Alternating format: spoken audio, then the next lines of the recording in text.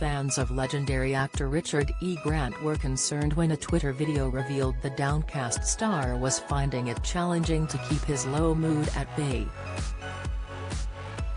On the same fateful day that Boris Johnson announced the disastrous Christmas 2020 lockdown, his wife had been diagnosed with terminal cancer, and she died just 8 months later, leaving devoted Richard struggling to contain his grief. Richard, who besides being an accomplished actor is also the creator of Jack Perfume at Liberty London, posted an emotional video to his 284,300 followers early this morning to share his grief. A clearly crushed Richard couldn't bring himself to start speaking until 7 seconds into the video and kept his head firmly bowed down throughout. "One of those mornings when uninvited melancholics come up and squat on your brain," he said simply. He ended the short clip by revealing he would be going for a walk.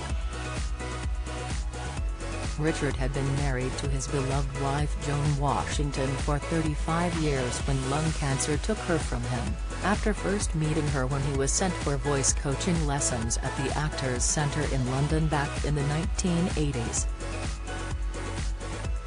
She was wearing a boiler suit and had fairly short, cropped hair and kicker shoes, and was chain-smoking, which I thought was insane, he recalled to The Independent of the first time he laid eyes on her.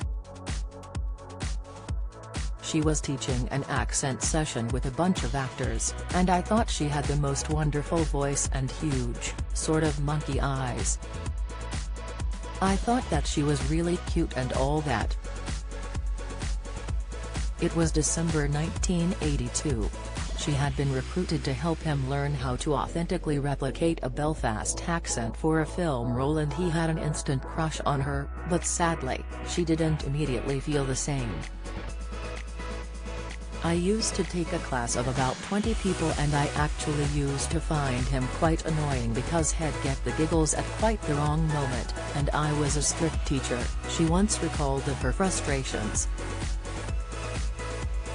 However, she did find him talented, good-looking and funny, and at some point during their voice training sessions, she realized she had fallen madly in love. There was one problem, as Richard summarized, she was still married to someone else.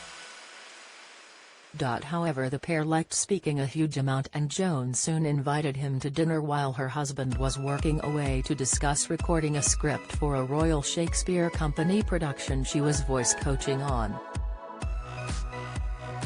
"Joan and I continued eating and yakking, and I somehow managed to miss the midnight tube back to my bedsit in Notting Hill from Richmond, and so began our conversation, which continued and lasted 38 years long, finally ending, with her death, holding each other's hands, telling her how much I loved her. Unaware that her next inhalation would be her earthly last."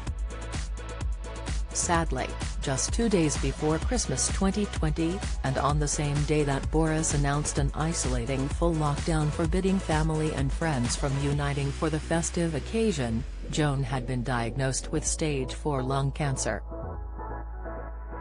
The battle was bitterly short, but after she died, Richard was showering social media with his praises of her in a bid to honor her memory and to try to heal. He later added in conversation with the Daily Mail, "It's an extraordinary phenomenon to be truly seen and known by another human, and in Joan, I found someone who innately did both. To have loved one another for almost 4 decades has been the ride of my lifetime." Meanwhile, Richard's Instagram supporters were quick to offer their encouragement on the healing powers of a walk, with @cc_Catherine commenting, "The sadness is part of loving someone so much.